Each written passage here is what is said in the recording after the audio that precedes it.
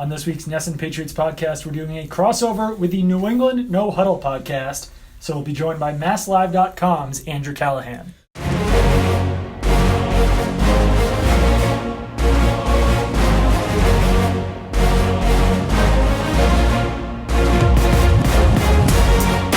Monster training camp preview, I think, is the best, sexiest way to put this. I don't know how, like, crossover is great, but like something that grabs your attention, like you see a crossover however many times in a basketball game. This is a windmill dunk of a preview. I like that. I definitely like that. That comparison right there. That crossover of sports, basketball references for whatever reason in the middle of July. Absolutely. I don't know what the football term for this would be. We're doing We're doing a joint practice. We are. I was going to say three-man weave if we wanted to keep going with that. Is that a basketball term or is that hockey? No, that's basketball. All right, there we go. Yeah. All right. Just so everyone knows, I am Doug Kide. This is Andrew. Yes, and this is Zach Cox. All right. So actually, the outline here was actually created by Andrew Callahan. Usually, Zach and I just sort of wing things, and you might be able to tell that when you actually listen to the show. But let's follow. Yeah, so I put the outline together. We're recording this on Wednesday, kind of day zero of training camp, and I want to get to the first question I asked because I think it's a good one. But this, like, I said this on my last episode, and it came true today. This had a very, like, first day of school feel, which, like, we kind of heard in some of the questions, but more in the sense of every conversation started with, how was your summer? There are, like, kind of new faces. Everyone's, like, a little tanner, a little bit happier. Even Bill had that, like, Nantucket tan going on. Am I spot on? This is only my second day one on the beat. You guys have been around. Like, that's the vibe I got today. Yeah, pretty much. Everyone's, like...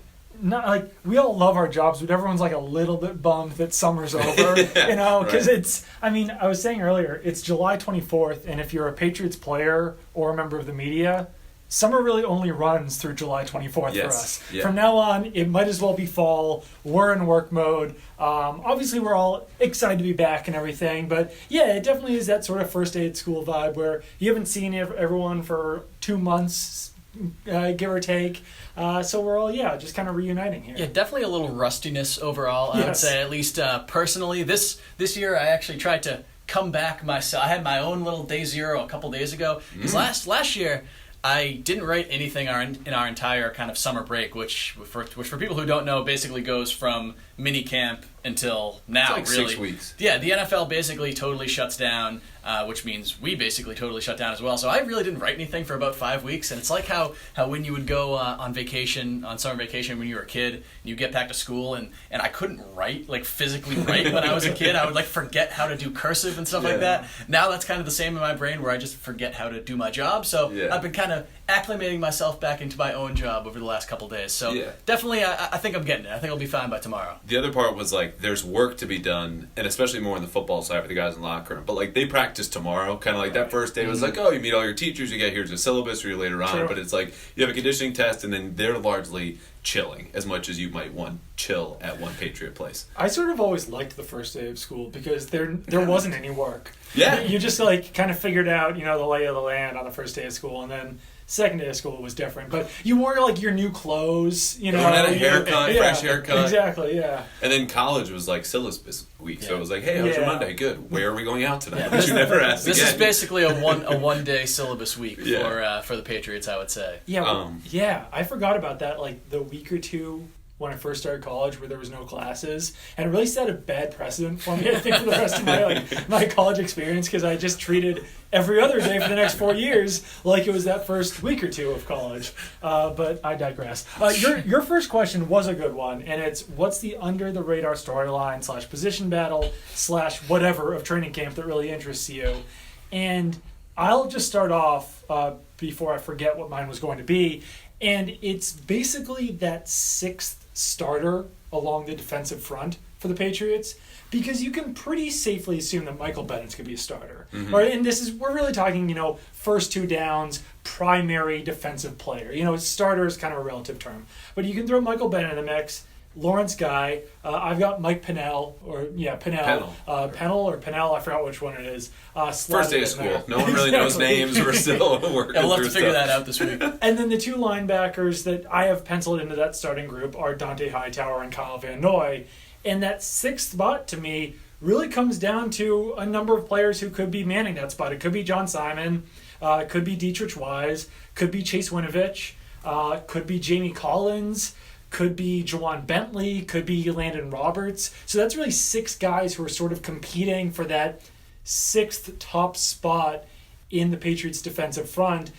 And it's pretty wide open, I would say. I don't even know who I would call the favorite. I think my hunch is that Jamie Collins might get a lot of snaps this season, but that's really based only on the spring when he was getting a lot of time in the defense. So for me, I'll kind of be watching to see who that 6th defensive front player is, on those early downs in practice. First of all, it is Pinnell, so you are ahead of me. I need to go back and study. You can go drink. For me, it's a coaching turnover, and this is hard to put your finger on because I think it's going to manifest itself in a lot of different ways, and that probably won't surface until we get to the regular season. But they lost 5 assistants, and even a little bit more when you talk about assistants kind of on the periphery and unnamed coaching assistants who do jobs that no one's going to know, because when we first met with these new, largely defensive staff, they said, yeah, I'm not going to tell you my title because what I did last year was not reflective of what my title was. So it's really a name only. And for me, I think you'll be able to tell how well do these players develop over the course of the season. That's largely tied to the coaching they receive, which is, of course, the highest quality you'll find in the league.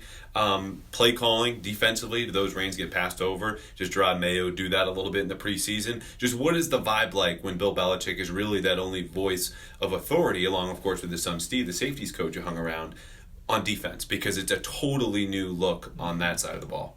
Yeah, I totally agree with that. Defensively is going to be fascinating to watch how this all comes together, especially with a guy like Mike Pellegrino, the new cornerbacks coach. 25 years old. I actually think he just turned 26 today. So he's either 25 or 26. Hey, happy birthday! Yeah, happy birthday, Mike Pellegrino. But has never. This is his first year in a position coach at a position coach level with a very, very important position on the team. I think that's going to be fascinating to watch all of that. The thing that the kind of under the radar storyline that I picked out was Sony Michel's health. I feel like this is something that people aren't really talking about all that much. I'm actually seeing a lot of stories kind of nationwide and in sort of national outlets that are saying Sony Michel is kind of in line for a breakout year. And I know that a lot of the stats kind of point toward that way, and I think that he could have even more of a breakout year if he does stay healthy. But this is a guy who's missed most of last training camp, all of last preseason with a knee injury, missed the first game of last season with a knee injury, had another knee injury during the season that kept him out for 2 games, had another knee injury at the very least a knee procedure, the arthroscopic surgery that kept him out of minicamp. And now that was multiple months ago, and he's still on the physically unable to perform list. We don't know when he'll actually be back out there on the field in training camp, whether he comes off pup tomorrow morning and is out there for the first practice, or whether he misses kind of substantial amount of time. Just with such a young guy who had injury concerns coming into his career, I don't know. That just really would concern me if I'm a member of the Patriots. Just how is this guy going to hold up? And with all this, it's making that Damian Harris pick, which kind of surprised a lot of us back on draft night. It makes that look like a really smart pick at this point, and it makes Damian Harris look like a guy who, as long as he kind of transitions to the NFL properly, could really have a significant role on this team this year. I think there are 2 ways the Patriots could kind of handle the Sony Michel situation. It'll be interesting to see which one they go with, if they go somewhere in the middle. But you can just, ride this guy out as hard as you can to start off his career and just say, all right, he comes in with knee injuries. Let's just give him 20 carries per game and just see how long the knee lasts, because he's a running back. You've got him on a rookie contract. Basically don't take it cautious with him once the season starts, or they could try to prolong his career, try to make those knees last as long as possible, have him split carries with Rex Burkhead and Damian Harris, maybe a little bit of Brandon Bolden. Obviously, James White will be in there as a passing back, but personally, I would probably do the former and really just try to, give him as many carries as possible, see if those knees hold up, and get, as much as you can out of him when you know that you can get it from him. Yeah, because you might not get it from him later, so there's really no point in saving those touches and saving those carries if he's not going to get them. And that's the nature of the position anyway, too, right? So, like, there's no big second contract. That's why Melvin Gordon is holding out. Yeah. Productive back, had some injuries himself. But, like, if he's not going to last that long, just generally because he plays running back, now throw in all these issues with the knee, I think you're probably right. My inclination would be probably to take it easier on him, just because he's, so young. He's in his early 20s, and I think if they drafted him, despite the concerns, they envision a longer career. Whether or not that actually comes true is a different story. The other part about this is, and I'm glad you raised Michel, because I think it is being undersold because it's a deep backfield. Forget the health. Like that, he either plays or he doesn't, and it's kind of an annoying hang-on story. His development as a pass catcher and as a pass protector will continue to lag behind if he doesn't see the field. And last year, he was just a human neon sign saying, we are about to run the ball when he was in the backfield. That was actually 80% tell for them offensively, flipped with James White when he was on the field. Naturally, 80% of the time they passed. They tried to change that early in the Super Bowl, and it didn't work. And I don't blame them because they didn't have so many reps in there. And if he's not going to be able to do that in training camp, he wasn't out there for minicamp, barely any of OTAs, when is he going to learn to kind of hone those skills and be able to be a complete back? Because if not, it's not a liability. Obviously, they won the Super Bowl and can run well, but he'll never reach the potential that you would hope from a first-round draft pick, and this offense is going to be held back a little bit just by virtue of him being an incomplete back. Yeah, once you reach really kind of week one or even late in the preseason, you're past learning, you're past instruction time. I mean, obviously guys can kind of pick up and hone new skills over the course of the season, but this is the time where you need Sony Michel on the field basically just catching passes all day. They know he can run. He had a very productive season as a rusher last year, one of the best seasons ever by a Patriots rookie running back, but he was, as you mentioned, such a one-dimensional player. This is the time where you want to have him on that field, expanding that skill set, and he can't do that if he's kind of constantly rehabbing these injuries. So he's not terribly interesting to me. Like I said, the health thing and the pass protection, he's a key player more than he's interesting. And that leads into the next part. Is like, who are your top three most interesting players? When you step back and look at camp, like if I only had to watch three guys, we got to keep our eyes on 90.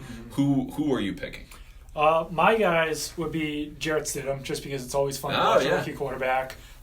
They're at the forefront. I mean, when you're watching 7-on-7 drills and 11-on-11 drills, you're going to be paying attention to the quarterback one way or the other. So that's definitely a player. Obviously, everyone's going to be watching, but I'm really interested to see if he can, how he compares to Danny Etling from last season, how he compares to Jacoby Brissett, Jimmy Garoppolo. We even saw, Tim Tebow, Ryan Mallett throughout the years here. So just to see how he compares to all those guys.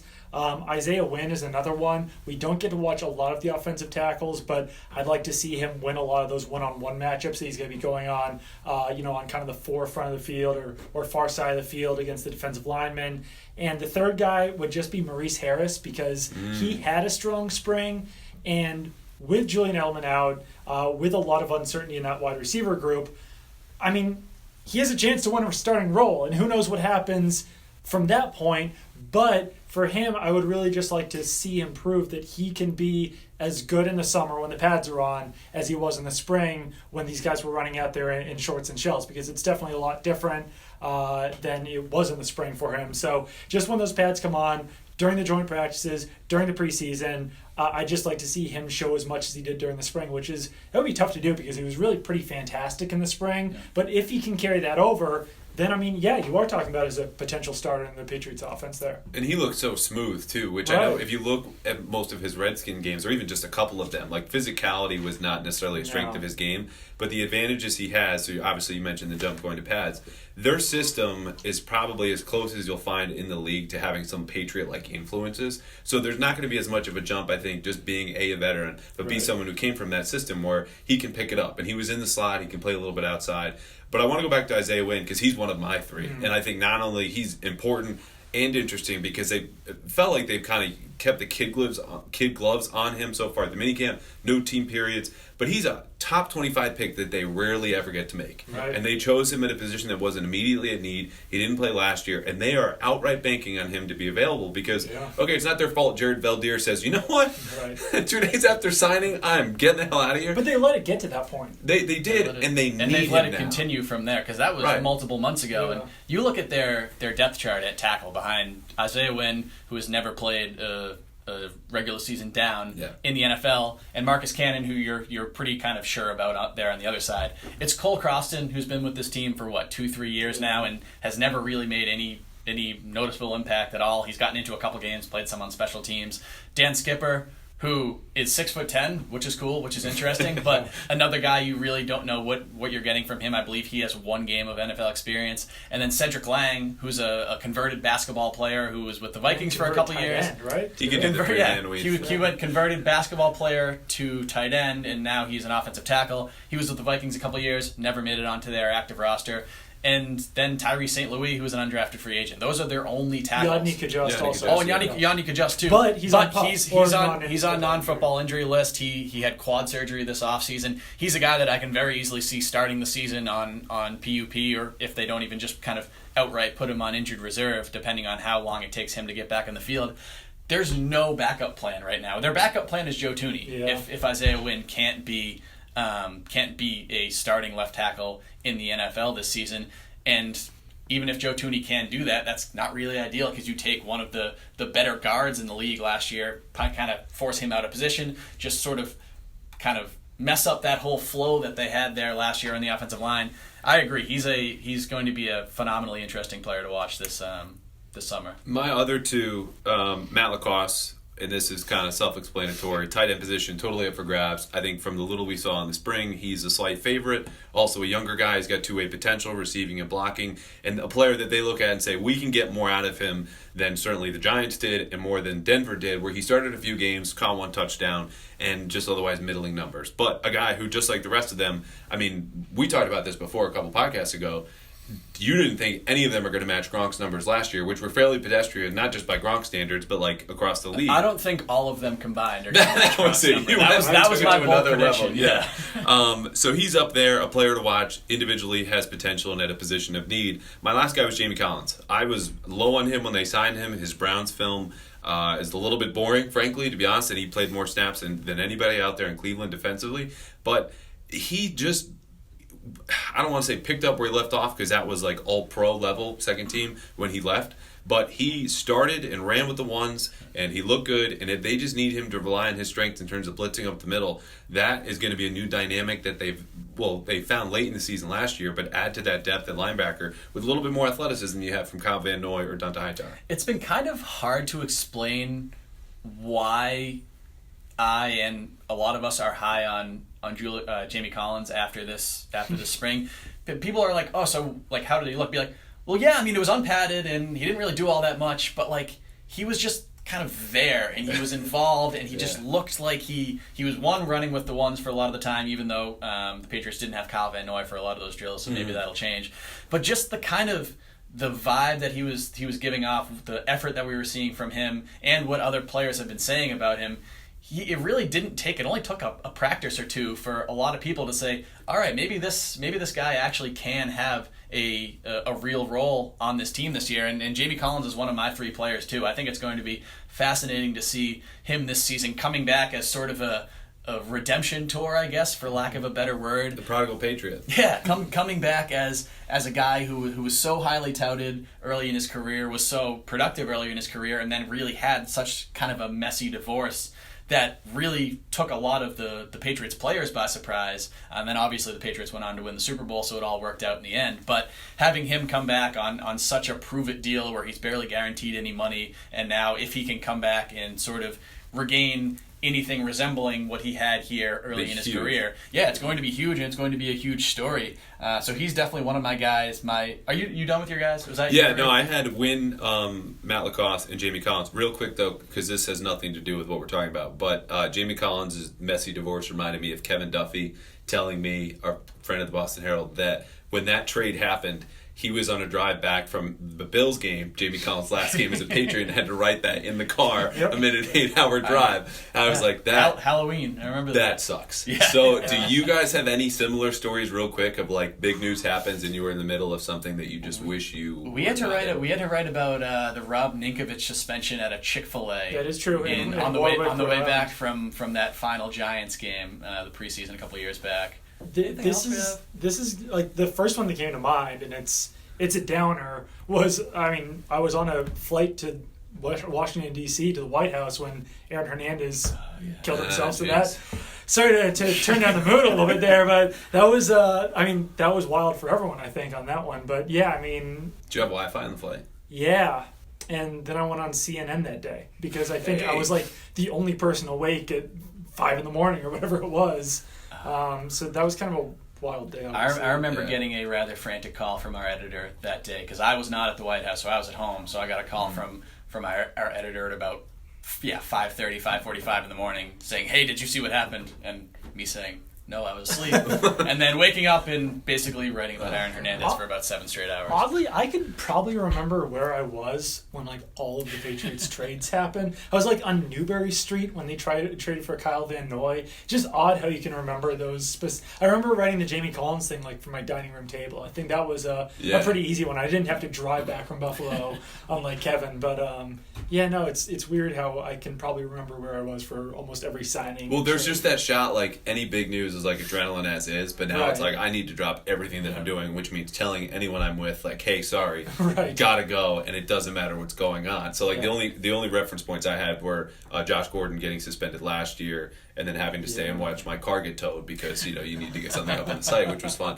And then Gronk retiring as I was taking off on a long flight, actually with Jeff Howe to go to the owners' meetings, and then it was just like Wi-Fi wasn't working and it was a bleep storm, which don't compare to any of the stories you guys have had. I was at Topgolf in Nashville when Rob Gronkowski retired. I was having a nice weekend off. My rugby team was down there for the weekend. It was great. I was getting ready to kind of go back on I had a flight in like 3 hours, going to fly home, then start working once I got back.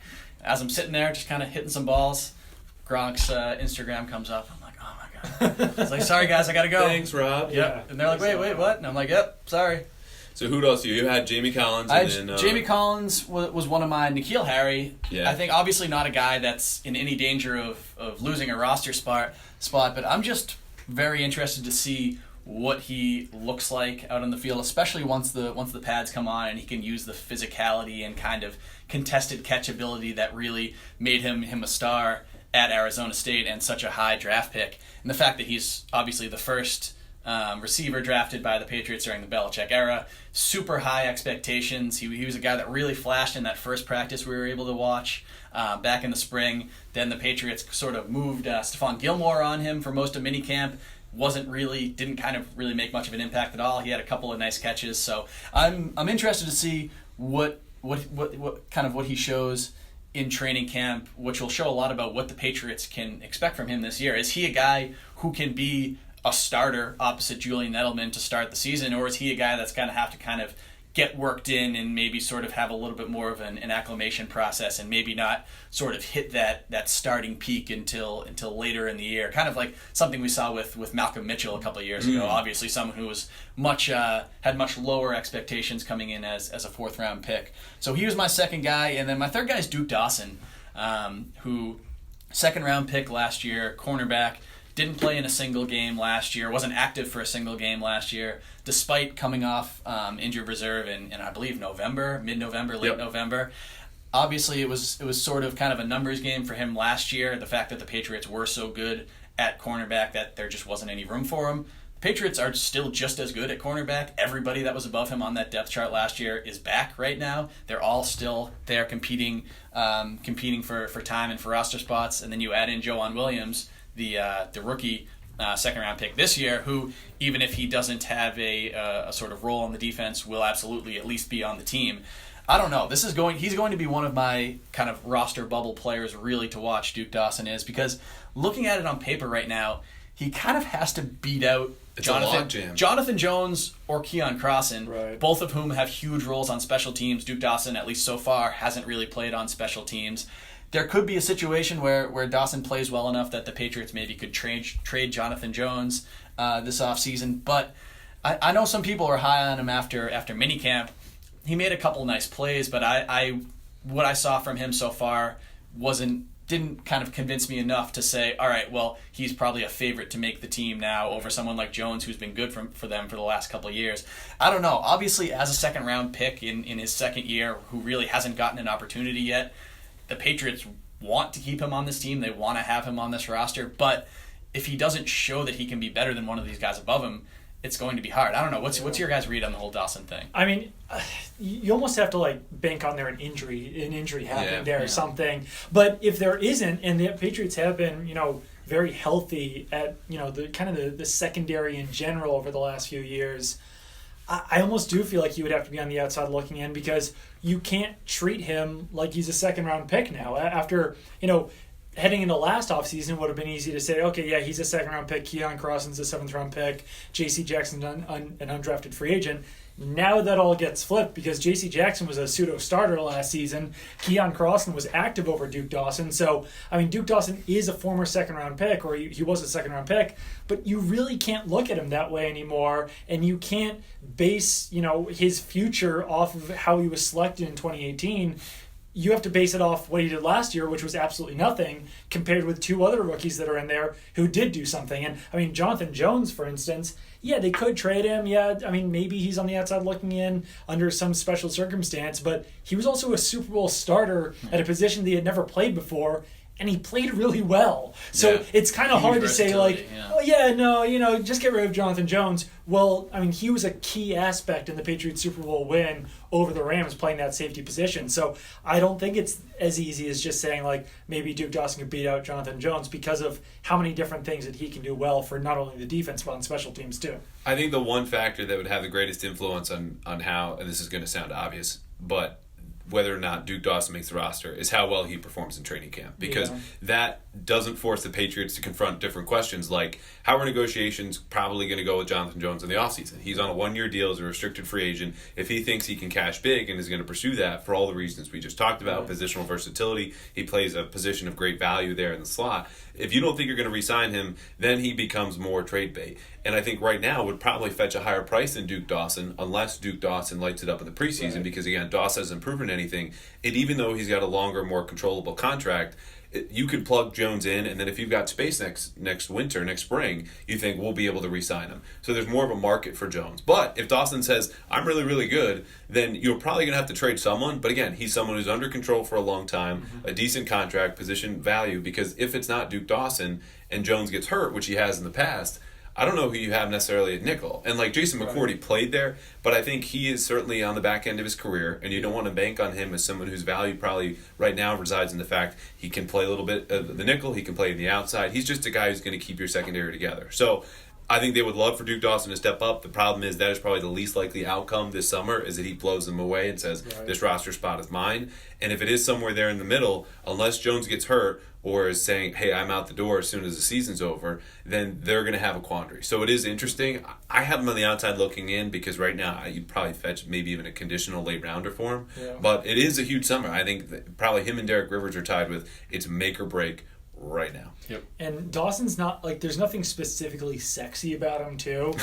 He wasn't. He might object to that. I don't know. Non-looks wise. Get Mrs. Dawson on the phone and see what she thinks. But he didn't run a 4.2. He wasn't an absolute stud at Florida. He's a nickel cornerback, so it's not like there's any one specific aspect of his game or about his intangibles or about his combine times or anything that specifically stand out to you about him. So everything we saw from him last summer too wasn't particularly inspiring before he got hurt, and then he ended up on injury reserve and kind of. And he had his chance. He was running with the ones and the twos, he was out there and just you go, okay, it's a rookie in his first training camp, and he didn't really cut it. Yeah. And didn't when he came back. He got healthy. Right. And again, this might be the best secondary in the league, but they brought him back, which they didn't have to do with a designation return off injured reserve. Played 0 snaps. And the fact that he didn't get in against the Jets in Week 17, some of those meaningless late year games when then they easily could have rested somebody and just give him we'll give Duke 20 snaps, see what he does. He wasn't even active for those games, so it's a dicey situation for him right now. One last thing on N'Keal Harry, because I think he will get a lot of the attention, especially with Edelman's injury right now, and I think we even skipped over that, just how his injury is going to affect this training camp. But I think the other part I'm excited to see about him is if he gets a good head start in the playbook, which we all know is a big obstacle for receivers, I think they have a path to use him in the same way that Josh Gordon was last year, where you get him out in space, you might isolate him and run just a simple slant, so you go get the ball, or put him in motion in plays like we saw Cordell Patterson. No one is the athlete really in the league that Patterson is, but from a strictly size standpoint, they're both hellishly strong. They're both about 6'2", 6'3", around 225 to 230 pounds. So whether it's jet sweeps or quick screens or swing screens, whatever it might be, there's a way to use him and put the ball in his hands, because he is a monster after the catch. Yeah, it's tough to compare a player to Josh Gordon just because he's been so good during his NFL career, but I would say that Harry, based on what we saw in college, is better than Gordon after the catch. So he could be even more dangerous on those slants, you catch and run, and then you could find him 80 yards down the field scoring a touchdown. He was that good after the catch at Arizona State. In an ideal world, if he kind of pans out as the Patriots surely are hoping him to, he could even fill some of the Rob Gronkowski type responsibilities in the red zone there, because they don't really have anybody else that has that physicality that can kind of bully away a cornerback or a safety in the end zone and bring down a catch, which is why you saw their red zone passing struggle so much last year. They don't really have anybody else like that. Even Julian Edelman, that's not his game. So if I'm sure they're banking on N'Keal Harry to kind of bring that sort of element to the game that guys like Edelman and Philip Dorsett just don't really have. Obviously, I don't know if their wide receiver situation is in better shape this summer than it was last year, but it's somewhat similar just in the fact that there's a lot of uncertainty in that position where, in an ideal world, you would have N'Keal Harry playing like a number one wide receiver. You would have Josh Gordon out there. You would have Demaryius Thomas, being the 2014 version of himself, even after coming off a torn Achilles, and it's almost to the point where you'd like to think that you could bank on maybe one of those guys. Yeah. But it's not really that simple, and I would almost consider all of them, 50% or lower of being what I just said. I mean, N'Keal Harry, he was the first round pick wide receiver that Belichick has taken with New England, but there still has been a lot of problems for rookie wide receivers catching on in New England. And, I mean, granted, it was only a few practices, but we saw some of those issues during the spring when he was kind of struggling when Tom Brady was out there. So, I don't know, you would like to think that one of those three big-bodied wide receivers will be able to step up this season, but it's not really that simple. It's not always that easy in New England. Yeah, I like the comparison to last year, too, because it seems like a similar approach of like, all right, if we can't get our top targets either in free agency or the draft, and obviously they got one in the draft this year in Harry, we're just going to throw everyone at the wall and see who sticks. Yeah. And it didn't work out last year, but you at least had known commodities and go, okay, we're not great, but like we're not going to be terrible here. Like Dorsett's a proven commodity. Chris Hogan you felt the least comfortable with. Things didn't go so well. They trade for Gordon. This year, it's, again, we're throwing everyone at the wall, but the variance of outcomes is so much wider. No one knows what Harry will be. You mentioned Thomas coming off an injury. Maurice Harris, maybe he breaks out like he did against the Falcons last year, was the best receiver in the league for a week and has, 9 catches, 100 whatever yards it was.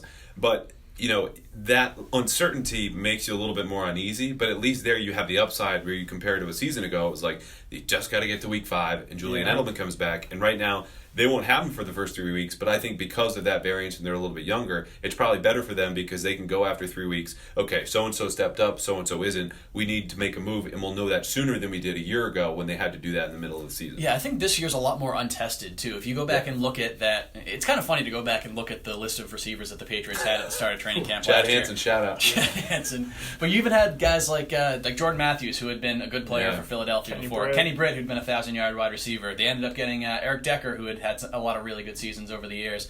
None of those guys ended up panning out. This year, it's kind of more about projection. I guess you've got a guy like Demaryius Thomas who has been a star in the past, but you don't know what he is now. You don't know what he is now, and I mean, Dontrell Inman has never been a number one wide receiver. Maurice Harris has never been a number one wide receiver. They've got a lot of young guys in either Harry or the couple of undrafted guys that they brought in. Braxton Berrios has still never played in an NFL game. Even Philip Dorsett, who's been with the team for a couple of years, I think they sort of know what Philip Dorsett's ceiling is at this point. So, I don't think... Maybe it has more upside. I don't know if it has more upside than the group last year. I think it probably does, but there are just kind of fewer proven commodities, or what you think would be proven commodities. It has a higher upside, but it's like... It's all like blue sky. It's a higher ceiling, lower floor. Yeah, and like the ceiling that exists, you can't bank on it at all. There's like a 1% chance of the ceiling actually coming true. Of like Josh Gordon's gonna come off the suspension and not get suspended again. Demaryius Thomas is gonna be like magically, completely, cured from his torn Achilles and play even better than he was last year. Yeah, N'Keal Harry has 1,000 yards. Braxton Berrios is a slot receiver of the future. Like all of these things exist, but they're not likely to actually happen. They're like these little pipe dreams that people might have. Well, I think if you're the Patriots, if you could just have one of those happen, I think obviously it would be N'Keal Harry solidifying himself as a number 2 receiver, because then you've got a solid number 1 and number 2. And like tight end is still just this black hole of despair. Sorry, Matt Lacoste, Steven Anderson and company.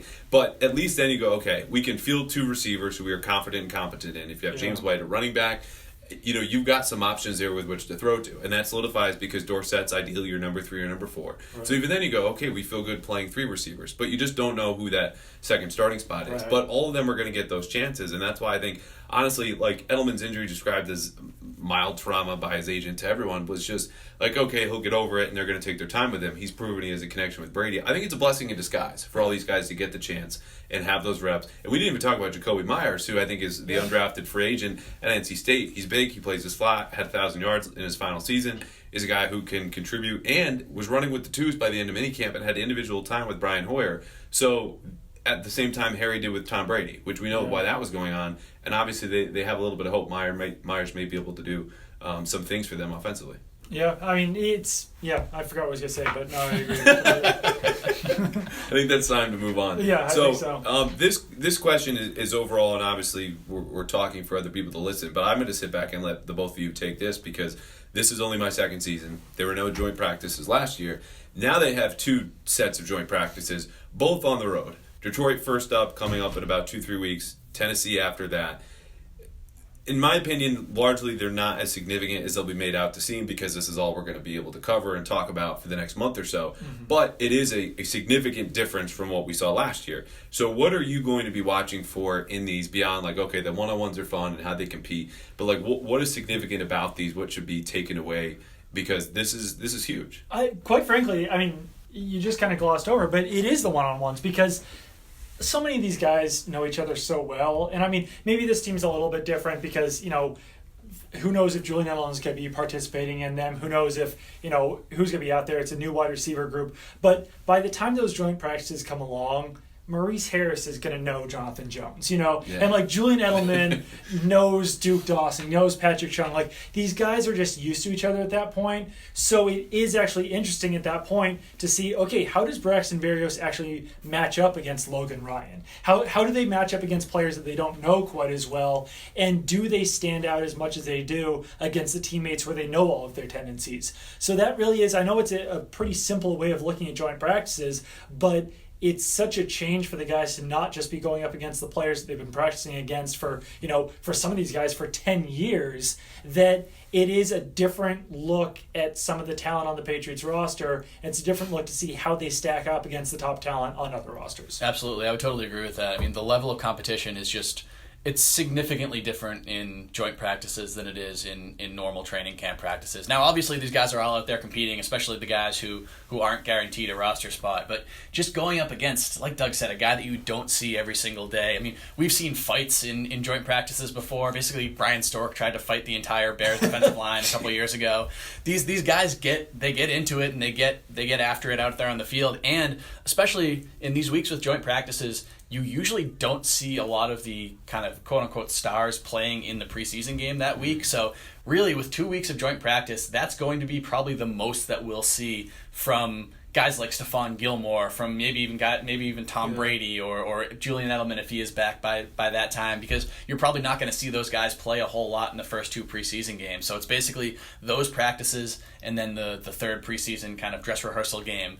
But another thing to watch just from a Patriots perspective, this might not be the case kind of around the league, but Bill Belichick loves to use these joint practices as sort of like in-person future scouting sessions because he does have a tendency of identifying guys in these practices and then down the line kind of bringing them in either for workouts or actually giving them contracts. We saw that with Ufama Kamalu last year, who the Patriots played against in joint practices with the Texans. So that's going to be another thing. I think Patriots fans should take a little bit kind of, if they can, while they're reading up on these joint practices, see who's playing well on the other team. See who's kind of being listed as the standouts for the Lions and for the Titans, because there's a half decent chance that one of them might end up kind of swinging through New England at some point. I do just want to say that, not to make myself sound completely tone deaf, these are 2 teams that the Patriots do know very well. Yeah. So, as I'm looking through the roster, I'm like, Malcolm Butler, the Logan Ryan one got me. At least it wasn't Julian Edelman is going to find out what Logan Ryan's like. Danny Amendola, Trey Flowers, Tavon Wilson, Justin Coleman, Rashawn Melvin. There are a lot of guys that they know. Rubbing your own face in this right They now. won't know it quite as well as the players that they have been practicing against for 2 weeks or whatever. And I just want to say that the Lions have a wide receiver named Tom Kennedy, and he wears number 85, and I feel like that's like the most 1963 name and player number of anyone in the Played NFL. with Belichick's dad with the absolutely, Lions yeah. still. He's Tom just Kennedy back. was a Navy guy back in the 60s. To that point too, not the Tom Kennedy point, but the other point, the fact that there are so many expatriates on both of these teams, it'll make it fun. I mean, just for us and for fans too, I'm sure, just to kind of catch up with all these guys, to kind of see because a lot of Patriots or expatriates, especially the ones that went on to join the Titans last year, have been pretty open about kind of airing some grievances that they've had toward the Patriots. So it'll be very interesting to hear what kind of Danny Amendola has to say about his exit from New England and guys like Deion Lewis and Malcolm Butler. Obviously, all of those guys were also gone last year, so it's not going to be kind of new information. But I mean, see what Trey Flowers is up to nowadays. It's insane how many expatriates are on both of these teams. I forgot how many the Lions had outside of Amendola and Flowers. Are you looking up Tom Kennedy right now? Yeah, because I'm doing the same thing, lacrosse. and I feel so bad for him. They don't have a single bio for him. Like, he's on the Lions website, obviously, and he's from Bryan. Yeah. And do you say lacrosse? Yeah, beast in lacrosse apparently. Lacrosse pro. Wow. Gave up pro lacrosse to join the Lions. All right, so if you're looking, Could be the next. if you're looking for, be having a workout. Remember what I said? What I said about the Patriots finding players? Yeah, keep that name in mind. Tom Kennedy. He'll be on the Patriots practice squad next season. Let's just say he looks like University. Is that like where the Patriots used to practice? Yeah, Rhode Island. The Bryant? Yeah. Okay. I wasn't sure if there was like a Bryant College and a Bryant University, but yeah, wow. I think it's now Bryant University. It used to be Bryant College. Yeah, okay. Well, yeah, Tom Kennedy, former future Patriot. He's 5'11", he's 190, probably plays the slot, and I'll just say, I want to see him. It's too bad. We can have Tom Kennedy versus Gunnar Olszewski. Just put Gunnar back on defense and watch these two. Those would be the one-on-ones I would pay to go watch. They seem to be mirror images of each other. We left Gunnar out of our most interesting players to watch list. I think he was just a kid. Man. Wow, 6'6", 3-cone for Tom Kennedy. Not as surprising there. Wow, for a slot guy. I wanted to mention Gunnar Olszewski, but I also just want to save my Gunnar love for later in training camp, and I've already made my thoughts on Gunnar known. So yeah. Yeah, we dedicated about 25 minutes to him on that first post-draft podcast. Yes, he's great, man. The other part about that, and you kind of touched upon like the third game being the dress rehearsal. I just asked this openly in the press room today. It was like that's going to be very different because they'll only have 5 games to prepare for Carolina, and I think that puts more value probably on that second week of joint practices with Tennessee, and even that game, I don't know how they'll split up the reps because you can't fit 5 games or simulate accurately a regular week in 5 days leading up to the Carolina game and treat that as your true dress rehearsal. You know what I mean? Like, normally you have 7 days, you've got Wednesday, Thursday, Friday, practice and game planning and putting that all together. You're going to go play the game, obviously, and play the Panthers, but that can't be your true dress rehearsal in terms of preparation because it ramps up that third week, and that third week is now abbreviated. Yeah, I think that they will, use those joint practices as much as possible. Obviously, you can't use it as a dress rehearsal for a game since it's still practices, but I think that we will see a ton of the starters, the quote-unquote starters in those joint practices. Probably won't see them quite as much in those preseason games. So hopefully no one's, traveling out to Tennessee and Detroit hoping to see Tom Brady and Julian Edelman and all the Patriots stars out there because they more than likely probably won't play in those games because they'll be used so heavily in those joint practices. But yeah, only 5 days to prepare for that third preseason game definitely is a little bit rare, and that's new things kind of come up every year though, so will be interesting to see how they do handle that against Carolina. Then they wrap up against the Giants, annually the most insulating game on the schedule. At least it's home this year. Yeah. I always kind of go back and forth about whether I want that game to be on the road or at home, but it's better for it to be at home. Then the less thought about it as possible is the best, and as long as there's not a drive back from New York and everything that's involved with it. I'd agree, and I'm going to share this because I think the statute of limitations is passed, and my boss isn't listening this deep into the podcast. What's up, Jim? I watched maybe the first quarter of that game, and the next 3, outside of Danny Etling's wonderful 85, 87-yard touchdown run, were spent working on my roster projections. So it's difficult to balance all that because obviously we're not doing big features after that game, and then the next day is all right. Decisions have to be made. Right. But most of the hay is in the barn at that point because you know the guys who are resting on the sideline who previously were position battles that made the team. Right. Danny Etling wrote my post-game story basically by himself that night, so I was very thankful for that. Yeah. Not planning on doing that again this time, but we'll see. We'll see how things go. So that brings us through week 4 of the preseason. Cutdown day will loom. I mentioned Jacoby Myers as the receiver. I've included him on roster projections so far. It doesn't mean a whole lot when it's in May and June. But if you had to pick 1 or 2 guys to make this roster, it's been going 15 years straight. Right here, Jacoby Myers. You got him too? Jacoby Myers. He's my number 1 bet on there. Yeah, I think that Myers is sort of the obvious choice because he was so productive in college and because of all that uncertainty that I mentioned or that I have mentioned in the wide receiver group. But you almost have to look at it by position. So I'd say that the wide receivers, because of that uncertainty, just have a higher chance of making the roster than maybe other players. So that's Ryan Davis, that's Jacoby Myers, that's Gunnar Olszewski. He's probably the long shot in there, but because he's a wide receiver, he should be included in it. 2 other positions, tight end. Andrew Beck is kind of a strange case because he's a tight end, but he was playing a lot of fullback during the spring. Mm-hmm. So I'm not basically sure really an H-back at Texas. How they view him, but just given, the names in that tight end group, which none of them should be considered locks. I think Matt LaCosse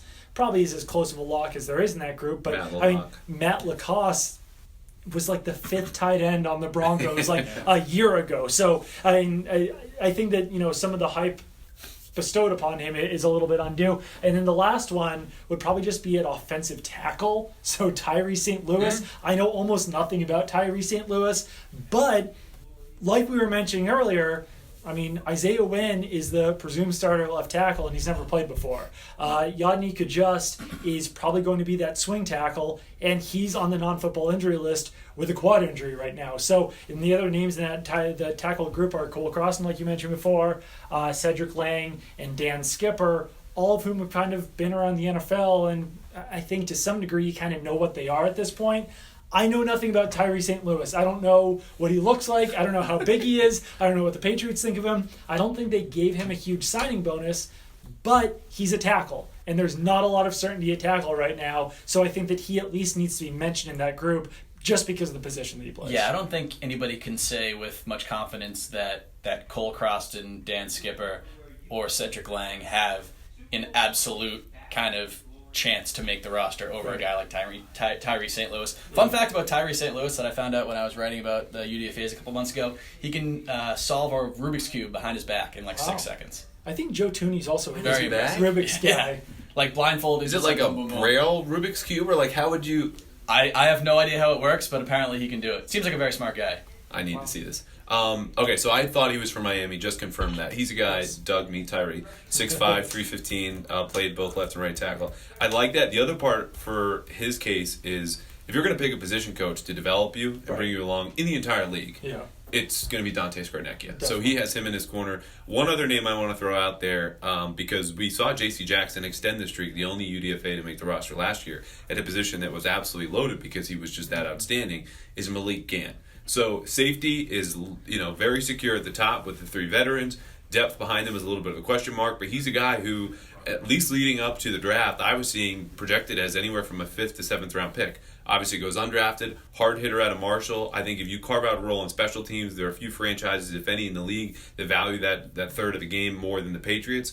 And then if you just say, I can handle my business in the back end defensively, his natural talent could take over. So I like him. I don't know if he will make the roster, but I think everything should be put on the table and considered because that's how they look at it. It's how J.C. Jackson rose to be the starting cornerback late last year. I really like Malik Gant. Yeah. He would be high on my list. He basically has to beat out Nate Ebner or Terrence Brooks and Obi. Right now I did a little roster projection and I have I think 5 safeties making it with Ebner and Terrence Brooks both on there. You can't really keep 6 safeties, even if some of them are just going to play on special teams. I don't know. I think he just has a tough road to the roster. But I definitely like what he's a fun player to watch. He's a really hard hitter. Had something like 200 tackles over the last 2 years. Also, sorry for slandering Tyree St. Louis. It was Calvin Anderson the offensive tackle that they already cut, who could do a Rubik's Cube behind his back. So he's got some free time. We can call him up. Yeah, don't go about writing those stories this summer. The Malik Gant topic segues into one of the last questions here, which is best bet for surprising veteran cut. Yeah. And I'm going to have a hard time saying this because this is one of my favorite guys on the roster. I don't think it's the best bet for a surprising veteran cut, but I think that I'm just going to toss out the possibility that Duron Harmon could be a surprising veteran trade, veteran cut, something in that mix, just because of the other players that they have there at safety in Dev McCourty, Patrick Chung, Nate Ebner, Terrence Brooks. And then beyond that, you have cornerbacks who can play safety in Jonathan Jones, in Duke Dawson, in Jason McCourty, and then Joejuan Williams can do some safety-like things covering tight ends, bigger receivers. And we saw in Super Bowl 53 who was the starting safety in the Patriots defense. It was Jonathan Jones. It wasn't Duron Harmon. So that's really based on that Super Bowl, based on the last Patriots game that we saw. That's really the only reason why I'm even tossing this out there. But Duron Harmon does make quite a bit more money than a guy like even Jonathan Jones, who is one of the veteran players on the roster. And I mean, when we're talking about even Malik Gant, you have to throw in those names like Jonathan Jones, like Duke Dawson, like Joejuan Williams, and like Jason McCourty, all of whom can play safety. So that safety group is not only loaded because of the players actually at the position, but because of players at other positions who can do some of those same things. So Harmon would just be the name that I would throw out there, that it would be a huge surprise. I'm certainly not advocating for it. I think that Duron Harmon's a very talented player. But just based on the money situation and based on some of the other bodies at the position, that would probably be the guy that I would put out there. I'm not going to push back on the Harmon pick because I think it's a good one. And one of those names where, like, at the start of camp, you would normally be like, oh, no, that won't happen. And then here comes August. You're like, wow, that made some sense. Yeah. The Jonathan Jones thing, I think, might have been more game plan specific, obviously, because we only saw it once. Yeah. But, like, the way they played the Rams was a lot of quarters covered. So when they would get picked up and you're playing deep safety, it converts to man coverage. Right. So that's why Duron Harmon, certainly not a strength of his, is playing one-on-one. Yeah. But once that came into it and the route declared and they say, okay, I have to pick up so-and-so, you trust Jonathan Jones to cover those deep overs and deep routes just as you did with Tyreek Hill. Yeah. The 2 weeks before. So I think there are some things to kind of like about Jonathan Jones as a safety, though, too. I mean, he's a really fast player.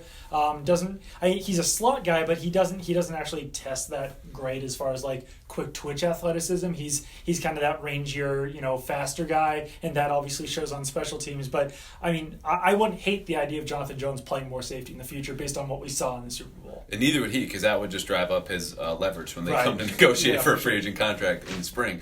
I'm going to stay in the same group, and it's not as big of a name, but I just look at this and go, he's kind of getting pushed out. Nate Ebner, and he's been a core part of the special team since 2012. Great story with rugby and coming on and making the NFL.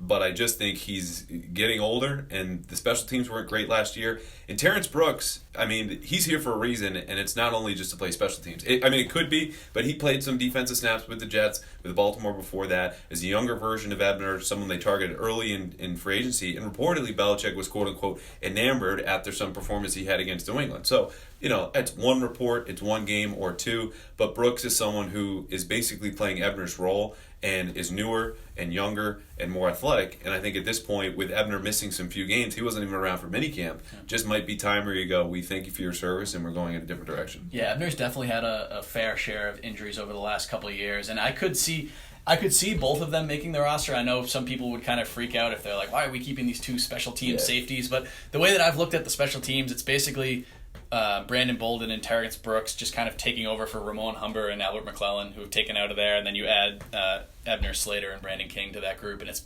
basically the same.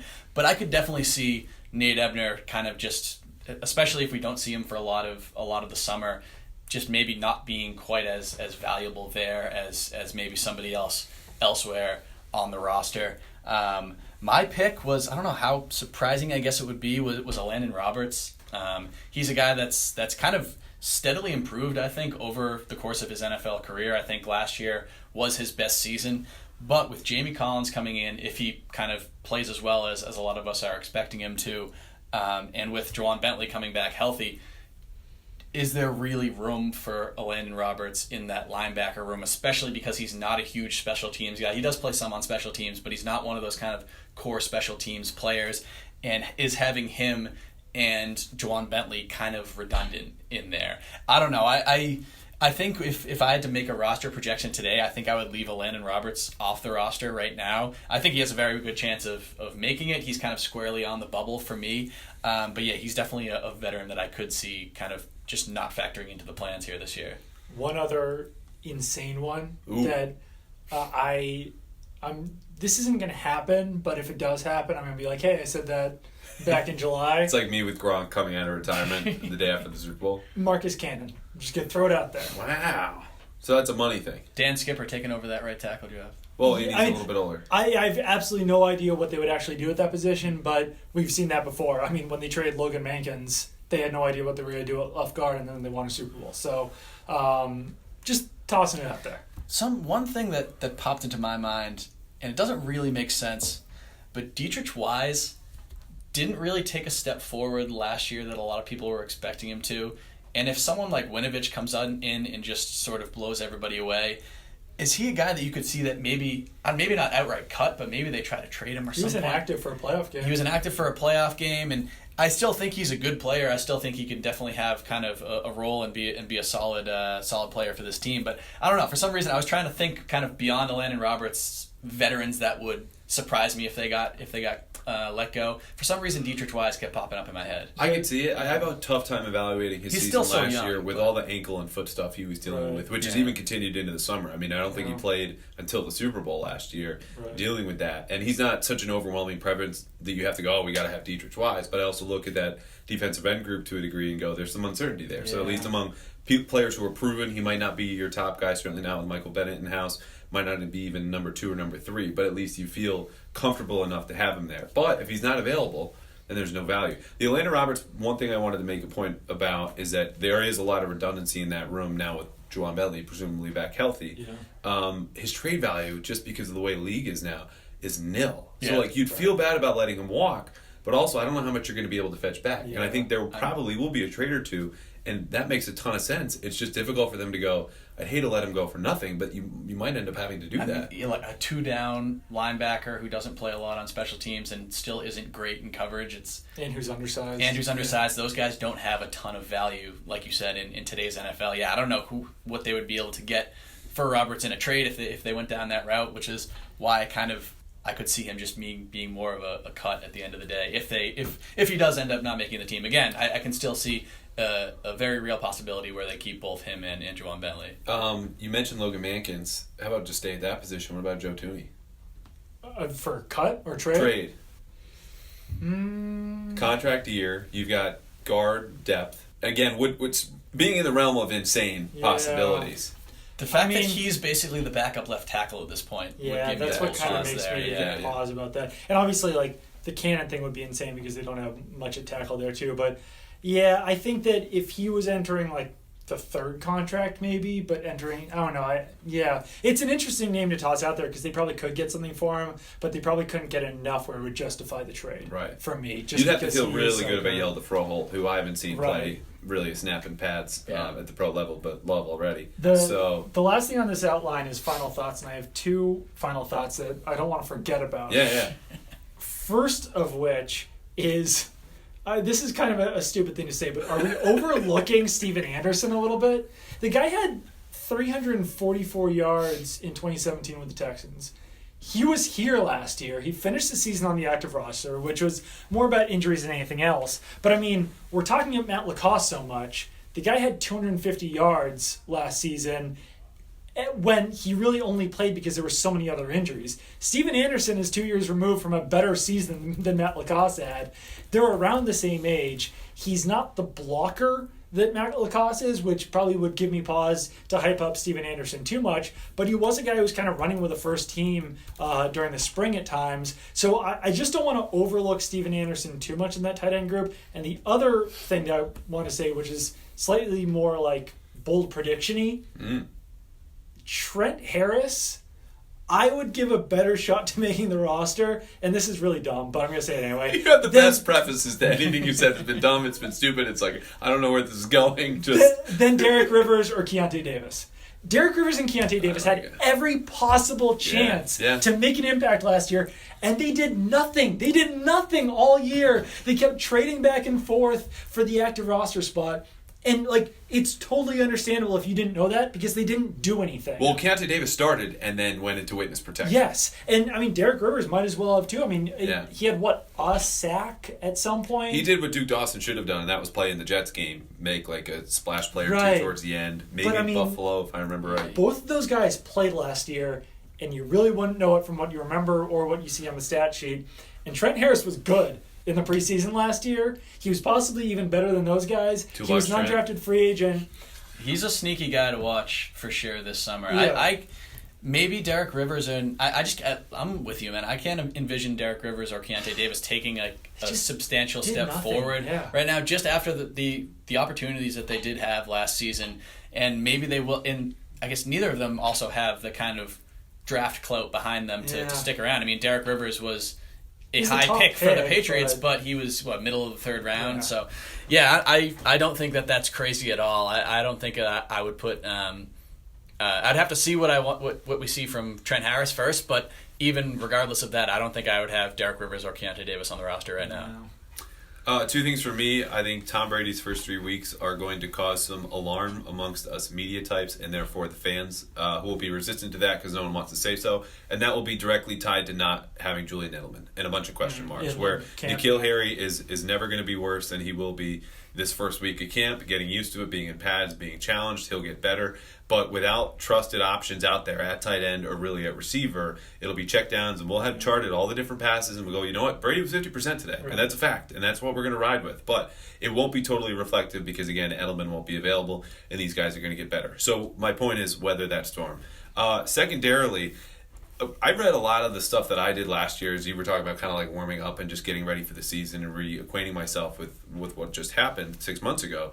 Patriots' run defense was horrendous until basically week 16 and 17 and then throughout the playoffs. Worse than NFL history for that 3-week stretch. Yeah, and part of that was them going, okay, Pittsburgh, if you're not going to throw to Antonio Brown, Juju Smith-Schuster, go ahead, let, I don't even remember his name, he has career day since high school, Jalen Samuels. Yeah. So it wasn't entirely by design, but that might be something where teams looking over their film early on in the season, especially teams like Miami, who are going to want to control the clock and wear the Patriots down and just give them a few possessions offensively, go, we're just going to run at you. Yeah. And Le'Veon Bell the next week with the Jets. So this is further ahead in the future, but early on in the preseason, if that stuff starts to come up and you go, when Lawrence Guy's out on the field and Mike Pennell, I'm learning, first day of school is going better, then they might have some legitimate issues because Danny Shelton was sitting around waiting for a contract, finally got one in April or May.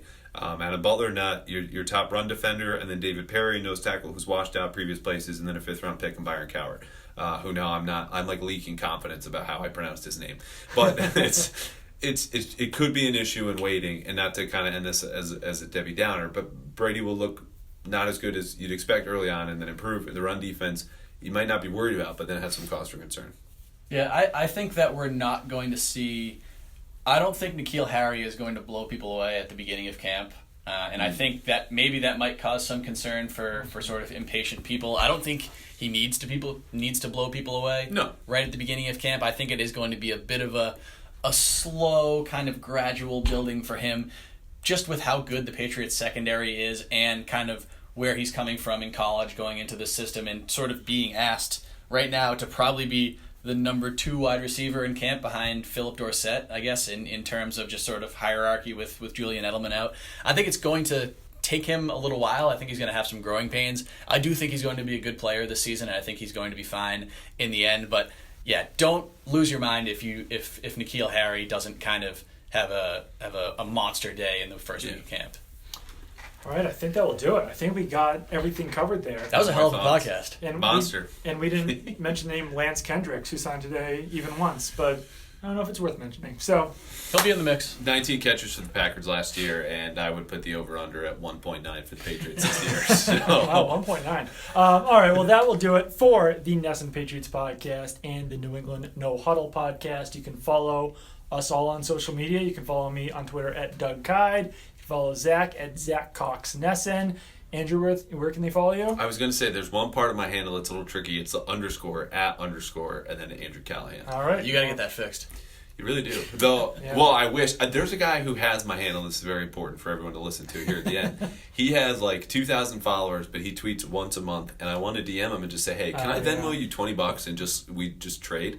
But his DMs are closed. So now it's the issue if I'm too proud to follow him. Or what do I do? Because I would kind of like to get rid of the _. Just add him. Just straight up add him.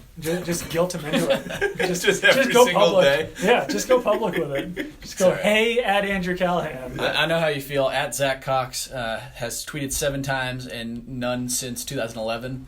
But his most recent tweet was, how does a duck know how to tell his wife from all the other ducks? So, the guy's a poet and a philosopher. Okay, see, that's an easy guy to follow. Maybe he's not around a lot, but man, he brings it when he tweets. My guy just kind of lame. I was just about to go deep on duck thoughts, but I don't think we have time for it. We'll save that for next time. Maybe for another time. So keep it on NESN.com, keep it on MassLive.com for all of your Patriots coverage.